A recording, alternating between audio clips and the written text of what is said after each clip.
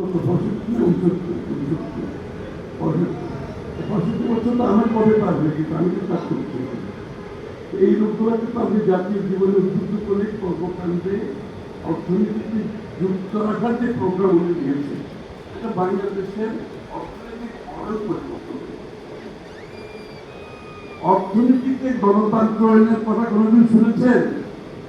তাদের অবশ্যই বলেছেন রাজনীতিকে গণতন্ত্র করলে চলবে না, অর্থনীতিকে গণতন্ত্র করতে হবে। অর্থাৎ বাংলাদেশের অর্থনৈতিক কর্মকাণ্ডে প্রত্যেকটি নাগরিকের অংশগ্রহণের জন্য সুযোগ সৃষ্টি করতে হবে।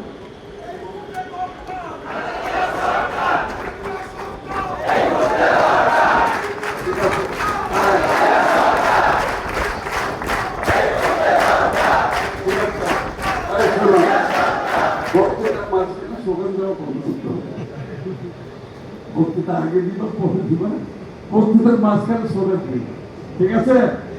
মনে থাকবে না? মনে থাকে না? মনে থাকতে হবে। নতুন বাংলাদেশ করতে হবে, আবার আগের উপর চাকরি দিতে হবে, এখন নতুন নতুন চিন্তা করতে হবে, ঠিক আছে? মানুষের প্রত্যাশা বুঝতে হবে,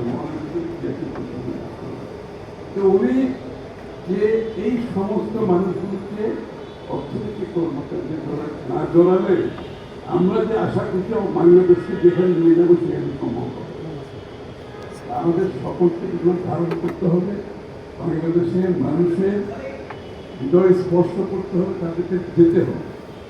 এবং ওনার বক্তব্য একটা জিনিস পরিষ্কার হচ্ছে যে বাংলাদেশের রাজনীতিতে রাজনৈতিক সংস্কৃতিতে পরিবর্তন আছে, ঠিক আছে? রাজনৈতিক সংস্কৃতিতে আগের মতো রাজনীতি করতে চলবে। অর্থাৎ আমাদেরকে ধৈর্য ধারণ করতে হবে, আমাদেরকে সহনশীল হতে হবে, আমাদের সাথে অন্যের দ্বিমত পোষণ করেও তার মতের প্রতি সম্মান জানাতে হবে, ঠিক আছে? অসহিষ্ণু হলে দেশের রাজনীতি তখন সাংঘর্ষিক হয়ে, আমরা কিন্তু বিএনপি সাংঘর্ষিক রাজনীতি চাই। আমরা সাংঘর্ষিক রাজনীতির বাইরে দেশ গড়ার স্বপ্নে তারেক রহমান নেশন বিল্ডিং এর চিন্তা করতে, দেশ গড়ার চিন্তা, শান্তি স্থিতিশীলতা খুবই গুরুত্বপূর্ণ। এটা আমাদেরকে সবাইকে মাথায় রাখতে হবে।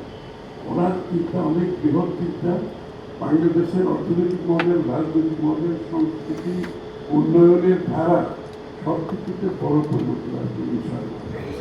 আপনারা আমাদের দোয়া করবেন।